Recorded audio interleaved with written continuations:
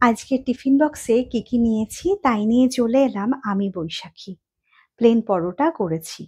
Plane পরোটা হলেও ভীষণ tasty হয়েছে। কারণ ময়ানে দিয়েছি ঘি আর দুধ দিয়ে আটার ডোটা মেখেছি। তাই নরম তুলতুলে পরোটা হয়েছে। ভেন্ডি ভাজা করেছি ঝিরি করে কেটে। আর পেঁয়াজও সেভাবেই ঝিরি করে কেটেছি। এভাবে ভেন্ডি ভাজা করলে দারুণ হয়। কাল দই পাততে পারিনি, তাই ব্লিঙ্কিট থেকে আমুলের দই অর্ডার করে নিয়েছি। দই দিয়ে পরোটা, এই কম্বিনেশনটা আমার খুব প্রিয়। তোমার কেমন লাগে জানার ইচ্ছা প্রকাশ করলাম।